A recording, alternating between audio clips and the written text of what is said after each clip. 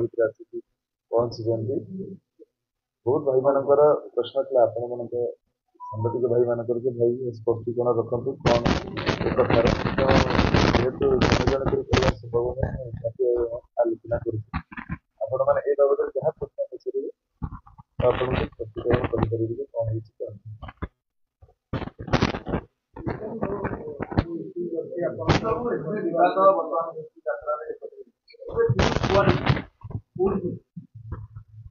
ଯେତେବେଳେ ମୁଁ କପରା ସୂର୍ଯ୍ୟ ମନ୍ଦିରରେ କାର୍ଯ୍ୟରତ ଥିଲି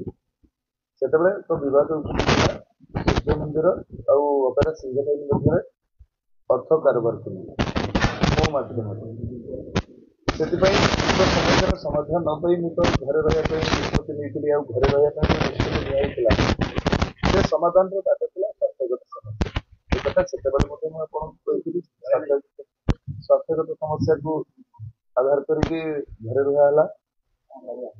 ତେଣୁ ଶେଷ ମୁହୂର୍ତ୍ତରେ ତାପରେ ବି ମାଲିକ ମାନଙ୍କ ଆଗରେ ମୁଁ କହିଥିଲି ମିଡିଆରେ ଯଦି ମାଲିକ ମାନେ ନିଷ୍ପତ୍ତି ନେବେ କାହିଁ କାମ କରିବି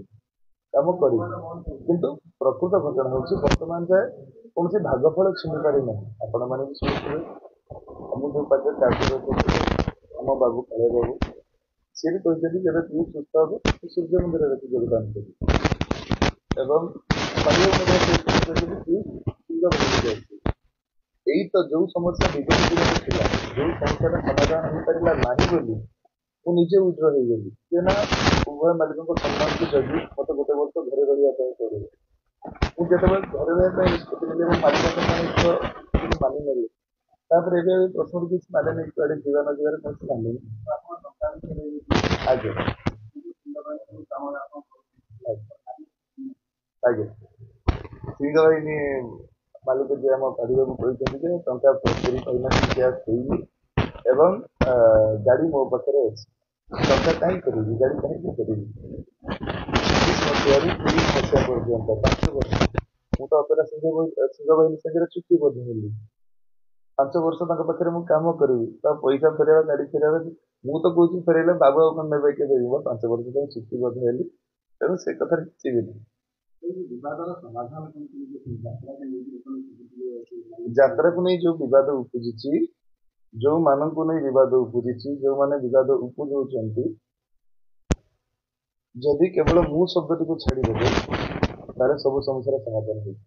ଯୋଉ ଯାଏ ମୁଁ ଛାଡି ନାହାନ୍ତି ସେଇ ସମସ୍ୟାର ସମାଧାନ କେବେ ହବ ନାହିଁ ଏଇ ଯୋଉ ରାନୀପଣ୍ଡା ଯାତ୍ରା ପାର୍ଟିକି ଆସିଲେ ଆପଣଙ୍କୁ ମଧ୍ୟ ନବା ପାଇଁ ଗୋଟେ ଚାଲିଥିଲା ଇଏ ଗୋଟେ ରାନୀ ଛୋଟ ପିଲା ନୁହଁ ସେ ବହୁତ ଭଲ ଶିକ୍ଷା ସେ ମଧ୍ୟ ଜାଣିଥିଲା ଯେ ପ୍ରକୃତରେ କଣ ନିଷ୍ପତ୍ତି ହେଇଛି ପିୟୁଷ କାହିଁକି ଘରେ ରହିଛି ଯେତେବେଳେ ସବୁ କଥା ସେ ଜାଣିଥିଲା ସେ କାହିଁକି ମିଡିଆରେ କହିବେ ଯେ ପିୟୁଷ ଆସିବ କି ମତେ ସେ କାହିଁକି ବାଧ୍ୟ କରିବ ଦେଖନ୍ତୁ ମୁଁ ତାଙ୍କ ପାଖରେ ଥିଲି ଯେତେବେଳେ ଏ ବର୍ଷ ମୁଁ ଘରେ ଅଛି ସେ ମଧ୍ୟ ମତେ ଚିଠି କରିଥିଲେ ଯେ କାର୍ଯ୍ୟରେ ଆସି ଯୋଗ ଦେବା ପାଇଁ ତେଣୁ ଯେହେତୁ ମୁଁ ସ୍ୱାସ୍ଥ୍ୟଗତ ସମସ୍ୟାକୁ ଦର୍ଶେଇକି ଘରେ ରହିଛି ତ ଯାତ୍ରାକୁ ଯିବାଟା ଗୋଟେ ଇଣ୍ଡିସେଣ୍ଟ କଥା ହବ ଏଇଟା ଗୋଟେ ଜଣାପଡୁଥିବ ଯେ ଲୋଭ ଯାହା ଲୋକ ଆଲୋଚନା କରୁଥିଲେ ସେ କଥାଟି ସତ ବୋଲି ପ୍ରମାଣିତ ହେଇଛି ତେଣୁ ମୁଁ ତ ଘରେ ଅଛି ଯଦି ମତେ ଲିଗାଲ ନୋଟିସ ଦିଅନ୍ତି ତ ନିହାତି ତାଙ୍କ ପାଖରେ କିଛି ପ୍ରୁଫ ଥିବ ବୋଲି ତାଙ୍କ ସେ ସେତିକି ଷ୍ଟ୍ରଙ୍ଗ ଥିବେ ବୋଲି ତ ମତେ ଲିଗାଲ ନୋଟିସ କରିବେ ନା ଲିଗାଲ ନୋଟିସ ଆସିଲା ପରେ ତାର ପ୍ରତି ଉତ୍ତର ମୁଁ କଣ ଦେବି ସେତେ ସେ ସମୟ କହିବେ ଆପଣ କହିଲେ 5 ବର୍ଷ ସିଂହବାହିନୀ ସହିତ ଚୁକ୍ତି ହେଇଛି ଆଜ୍ଞା ଗୋଟେ ବର୍ଷ ପରେ ପୁଣି ସିଂହବାହିନୀ ଜଏନ କରିବେ ନା ଆଉ କୋଉ ପାର୍ଟି ଯିବେ ସିଂହବାହିନୀ ଯିବି ଆଉ ଚୁକ୍ତି ଖିଲାପ କରିକି ଆଉ ହଇରାଣ ହେବି ଆଉ ବିବାଦ ଉଠୁକି ଯାତ୍ରା ଜଗତ ଏତେ ହଇରାଣ ହବ ମୋ ପାଇଁ ଗୋଟେ ବର୍ଷ ପରେ ଯିବେ କିନ୍ତୁ ବର୍ଷେ ପରେ ବିବାଦ ଲାଗିଛି ମାଲିକ ସଂଘ ବଳାକାର ମାଲିକ ମାନଙ୍କ ମଧ୍ୟରେ ଦ୍ୱନ୍ଦ୍ୱ ତାଙ୍କ ଭିତରେ ସମନ୍ୱୟ ନାହିଁ ଆପଣ ମାଲିକ ସଂଘ ପାଇଁ ନିଜକୁ କାହିଁ ବିରୋଧୀ ନା ସମନ୍ୱୟ ଠିକ କଥା ନାହିଁ ମୁଖ୍ୟ କଥା ହଉଛି ଯେ ବହୁତ ବର୍ଷ ପରେ ମୁଁ ତ ଜାଣିନଥିଲି ମୁଁ ବି ମିଡିଆରୁ ଶୁଣିଲି ଯେ ସଂଘ ସକ୍ରିୟ ନଥିଲା କିନ୍ତୁ ଯେତେବେଳେ ମୋ ବିବାଦ ଉପୁଜିଲା ସେତେବେଳେ ସଂଘ ସକ୍ରିୟ ହେଲା ଏବଂ ଯାତ୍ରାରେ ଶୃଙ୍ଖଳା ଆଣିବା ପାଇଁ ମାଲିକ ମାନଙ୍କର ସଂଘର ନିତ୍ୟାନ୍ତ ଆବଶ୍ୟକତା ଅଛି ତେଣୁ ସଂଘକୁ ସମ୍ମାନ ଦେବା ଗୋଟେ କଳାକାରର ଧର୍ମ ମାଲିକ ସଂଘକୁ ସମ୍ମାନ ଦେବା କଳାକାରଙ୍କର ଧର୍ମ ତେଣୁ ତାଙ୍କ ସମ୍ମାନକୁ ଜଗିକି ମୁଁ ଘରେ ରହିବା ପାଇଁ ନିଷ୍ପତ୍ତି ନେଲି ସେଇ ସଂଘ ସଞ୍ଜୀବକୁ ନ୍ୟାୟ ଦେଇପାରିଲାନି ତ ଆପଣ କାହିଁକି ସେ ସଂଘ ନିଜର ଗୋଟେ ବର୍ଷ ଲସ୍ କରିବେ ସେଥିପାଇଁ ସଂଘ ଦେବ କି ଆପଣ ସଂଘ बाबू को न्याय देछि कि अन्याय करछि सेटा बाबू बेटर कहिपारिबे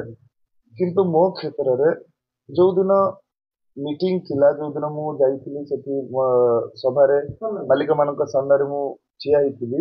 उक्त मीटिंग रे जो अनुष्ठान कार्यव्रत अछि आम बाबू कालिया बाबू और जो अनुष्ठान को मोर जीवार थिला सीजन आम पार्टी उक्त मीटिंग रे समस्त उपस्थित थिले समस्त उपस्थिति रे एक कथाटी निष्पत्ति हेतु तेणु एथरे मोर आ किछि कहिबार नै मालिक माने जहाँ निष्पत्ति नेबे मु सब कथा को मानि नेबी हाँ एक कथा सत मु आसंता 26 मसीह रु 30 मसीह जाए मु सिंह बाहिनी संगे अनुबंधित होइते अछि तथापि मु बाबू को कहिछि मालिक समय जहाँ निष्पत्ति नेबे से कथा मु मानि नेबी एबे माने 26 मसीह आज्ञा ना आ भीतर जदि किछि हबो सेटा मालिक संगे निष्पत्ति ଆପଣଙ୍କ ଆଶା ଅଛି ମାଲିକ ସଙ୍ଗେ ଡିସାଇଡ୍ କରନ୍ତି ପୁଣି 25-26 କରିବା ପାଇଁ ଆପଣ ପୁଣି ଯାତ୍ରାରେ ଯାହା ସେ ବିଗତି ବର୍ଷ ପାଇଁ ନେଇଛନ୍ତି ମାଲିକ ସଂଗ ଯଦି ନିଷ୍ପତ୍ତି ନେବେ କାହିଁକି କହିବେ ନିଜକୁ ଆପଣଙ୍କର ଯାତ୍ରା ବିବାଦକୁ ନେଇ ଜୁନିୟର କଳାକାର ହାରାସମେଣ୍ଟ ହେଇଛି ଇଏ ବି ଗୋଟେ ଅଭିଯୋଗ ହଁ ନିହାତି ହେବେନି ଆ ପାଇଁ ଉତ୍ତର ଦେଇଛି ଯଦି ମୋ ପାଇଁ ପ୍ରକୃତରେ ହଇରାଣ ହେଇଥାନ୍ତି ବୋଲି ଆପଣମାନେ ଭାବୁଥାନ୍ତି ଆଉ କାହା ପାଇଁ ହଇରାଣ ହେଇଥାନ୍ତି କାହିଁକିନା ଗୋଟେ ଗଛରେ ଯେତେବେଳେ ଡାଳଟେ ଭାଙ୍ଗେ ସେ ତଳେ ପଡିବା ମୋ ଭିତରେ ଯୋଉ ଘର କି ଯାହା କ୍ଷତି କରେ ସେଇଟା ହଉଛି ସେଇ ତାର ଦୋଷ ତେଣୁ ଯଦି ମୋ ପାଇଁ କିଏ କିଛି କ୍ଷତି ପାଇଥାନ୍ତି ତାପରେ ଉତ୍ତର ଦେଇଥିବ ମୁଁ ହିଁ ନିହାତି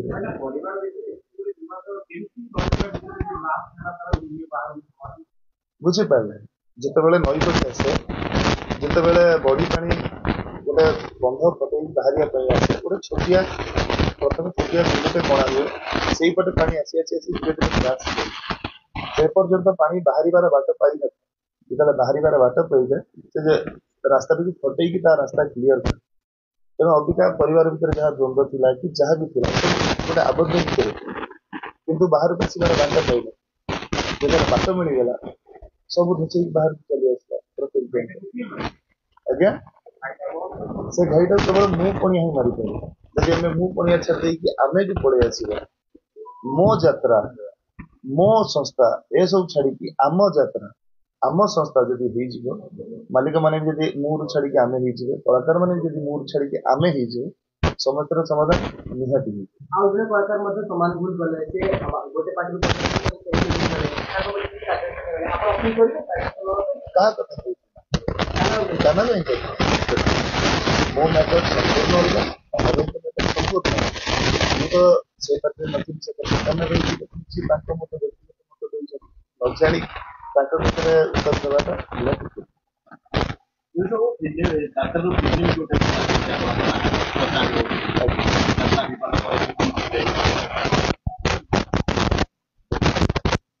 ଯାତ୍ରା ସିନେମା ଦୁଇଟାକ ଗୋଟିଏ ସେକ୍ଟରରେ ଅସୁବିଧା ଜିନିଷ ଯଦି ଦର୍ଶକଙ୍କ ଭଲ ପାଇବା ଥିବ ଆଉ ପ୍ରଯୋଜକ ଯିଏ ପଇସା ଖର୍ଚ୍ଚ କରିବେ ସିନେମାରେ ସିଏ ଯେ ତାଙ୍କ ଉପଯୁକ୍ତ ଟଙ୍କା ଫେରି ପାଇବେ ବୋଲି ଆଶା କରିବେ ତ ମୁଁ କାହିଁକି ସିନେମା ନ କରିବି ଆଉ ମୋ ପଛରେ ପଇସା ଲଗେଇବେ ସେ ଟଙ୍କା ତାଙ୍କର ବୁଡିଯିବ ଲାଭଟା କଣ ହବ ମୁଁ ବି ମରିବି ମୋ ସାଙ୍ଗରେ ନେଇକି ଆଉ 4-5ଟା ଲୋକଙ୍କୁ ବି ମରିଯିବି ଲାଭଟା କିଛି ଏବେ ଯାତ୍ରା ମାଲିକକୁ କଣ ଅନୁରୋଧ କରିବେ ଯୋଉମାନେ କଳାକାର ଅଛନ୍ତି ସେମାନଙ୍କୁ କଣ ଅନୁରୋଧ କରିବେ ଯୋଉଠି ବିବାଦ ଲାଗି ରହିଛି କେବଳ ଗୋଟିଏ ଅନୁରୋଧ କରିବି ଯେ ମୁଁ ପୁଣିଆ ଛାଡିକି ଆମେ ବି ଯାଆନ୍ତୁ ଆଉ କିଛି ବି ନାହିଁ ଏ କଥାରେ କାହିଁକିନା ପ୍ରତ୍ୟେକ ଘର ଭିତରେ ପଡି ଅଛି ପ୍ରତ୍ୟେକ ଘର ଭିତରେ ଦ୍ୱନ୍ଦ୍ୱ ଅଛି ଆଉ ମୁଁ ଛାଡିଦେଲେ ପ୍ରତ୍ୟେକ ଜିନିଷର ସମାଧାନ ହେଇଯିବ ଆଉ ଯଦି ଦର୍ଶକଙ୍କ ଭଲ ପାଇବା ଥିବ ଭାଇ ଯଦି ପଚାରିଲେ ଫେରିବେ କି ନାହିଁ ଦର୍ଶକଙ୍କ ଭଲ ପାଇବା ଥିଲେ ମୁଁ ନିହାତି ଫେରିବି କାହିଁକିନା ବିଗତ ଦିନରେ ଯେତେବେଳେ ମୁଁ ତୁଳସୀ ଗଣନାଟ୍ୟରେ ଥିଲି ଜାଗର ସମୟରେ ମୋର ଗୋଟେ ଇନସିଡେଣ୍ଟ ଘଟିଥିଲା ପେଣ୍ଡାଲ ଉପରେ ପଡି ଯାଇଥିଲି ମୋର ପେଲଭିସ ବୋନ୍ ମାଡ ହେଇଥିଲା ତାଙ୍କର 21 ଦିନ ରେଷ୍ଟ ହେଇଥିଲା କିନ୍ତୁ ସେଇ ଟାଇମରେ ମୁଁ ଦେଖିଥିଲି ଦର୍ଶକ ମନ୍ଦିର ଯାଇ ପୂଜା କରିବା ଜାଗର ଭଲ ପାଇବା ଠାକୁରଙ୍କ ଆଶୀର୍ବାଦରେ ମୁଁ 4 ଦିନ ଯାଇ ମୋ କାମ ଯୋଗ ମୋ ଅଣ୍ଟା ମାଡ ହେଲା ପରେ ବି ଡାକ୍ତର ରେଷ୍ଟ ଦେଲା ପରେ ବି ଯଦି 21 ଦିନର କାମ ମୁଁ 4 ଦିନରେ ଦର୍ଶକ ଭଲ ପାଇବା ପାଇଁ ସୁସ୍ଥ ହେଇକି କର୍ମକ୍ଷେତ୍ରରେ ଯୋଗ ଦେଇପାରିବି ନିହାତି ମୁଁ ଆସିଛି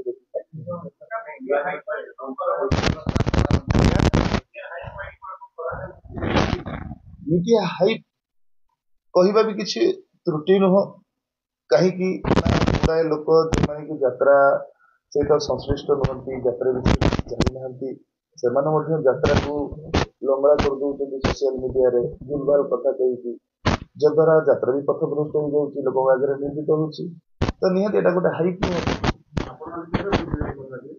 କିଏ ବୁଝିଲା? ସମସ୍ତେ ବୁଝିବା ଦରକାର ଯେ ମୁଁ ବୁଝିଲେ ହେଇଯିବ, ଆପଣ ବୁଝିଲେ ହେଇଯିବ, ସେଇଟା ଆମେ ବୁଝିବା ଦରକାର। ମୁଁ ସବୁବେଳେ କହିଛି ଆମେ ବୁଝିବା ଦରକାର। ଆମେ ହିଁ ବୁଝିଲେ ସମସ୍ୟାର ସମାଧାନ ହେବ। ମୁଁ ଯେ ବୁଝିଲେ ସମସ୍ୟାର ସମାଧାନ ହେଇଯିବ ଏଟା କେବେ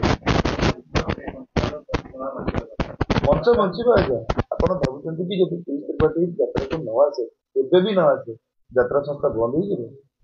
କେବେ ବନ୍ଦ ହେବ? ଯାତ୍ରା ସବୁବେଳେ ପାଇଁ ଚାଲିବ। ମୁଁ ନଥିଲି ବି ଯାତ୍ରା ଚାଲିଥିଲା, ମୋ ବାପା ଯାତ୍ରା ଦେଖନ୍ତି ଛୋଟବେଳେ। ମୁଁ ବନେଇକି ଯାତ୍ରା କଲି, ଯେତେବେଳେ ବାପା ମତେ ଅପୋଜ କରୁଥିଲେ ମୁଁ ଯାତ୍ରା କଲି, ଏବଂ ବାପା ଏବେ ମୋର ସବୁଠୁ ବଡ ଫ୍ୟାନ୍। ମୁଁ ଚାଲିଗଲା ପରେ ବି ଯାତ୍ରା ରହିବ, ମୋ ପରପିଢିରେ କଳାକାର ମାନେ ଆସିବେ, ଯାତ୍ରା ନିହାତି ବଞ୍ଚିବ, ଆଉ ବହୁତ ଭଲ ଭାବରେ ବଞ୍ଚିବ। ଏ ବିବାଦ ପରେ ଯାତ୍ରା ଶୃଙ୍ଖଳିତ